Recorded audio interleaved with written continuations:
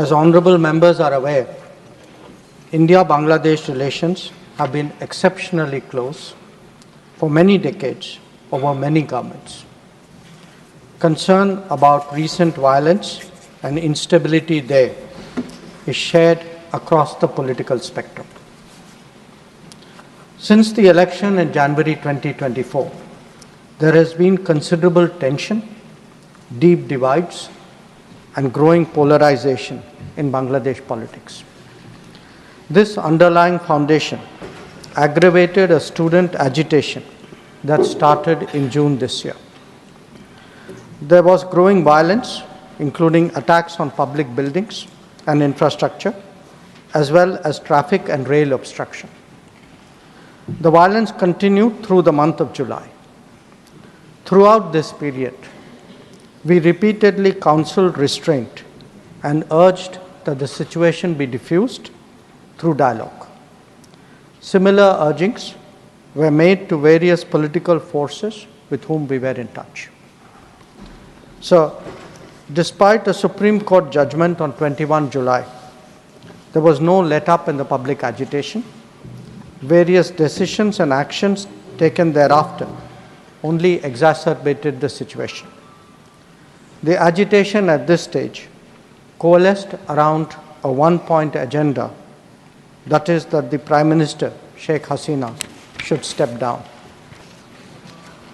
On 4th August, events took a very serious turn. Attacks on the police, including police stations and government installations, intensified even as overall levels of violence greatly escalated. Properties of individuals associated with the regime were torched across the country. What was particularly worrying was that minorities, their businesses and temples also came under attack at multiple locations.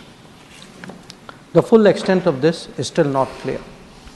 So, on 5th August, demonstrators converged in Dhaka despite the curfew. Our understanding is that after a meeting with leaders of the security establishment, Prime Minister Sheikh Hasina apparently made the decision to resign. At very short notice, she requested approval to come for the moment to India. We simultaneously received a request for flight clearance from Bangladesh authorities. She arrived yesterday evening in Delhi. The situation in Bangladesh, sir, is still evolving. The Army Chief, General Waqar-uz-Zaman, addressed the nation on 5th August. He spoke about assuming responsibility and constituting an interim government. We are in close and continuous touch with the Indian community in Bangladesh through our diplomatic missions. There are an estimated 19,000 Indian nationals there, of which about 9,000 are students. The bulk of the students, however, have already returned to India in the month of July on the advice of the High Commission. In terms of our diplomatic presence, in addition to the High Commission in Dhaka, we have Assistant High Commissions in Chittagong, Rajshahi, Khulna and Sylhet. It is our expectation that the host government will provide the required security protection for these establishments. We look forward to their normal functioning once the situation stabilizes. Chairman, sir, we are also monitoring the situation with regard to the status of minorities.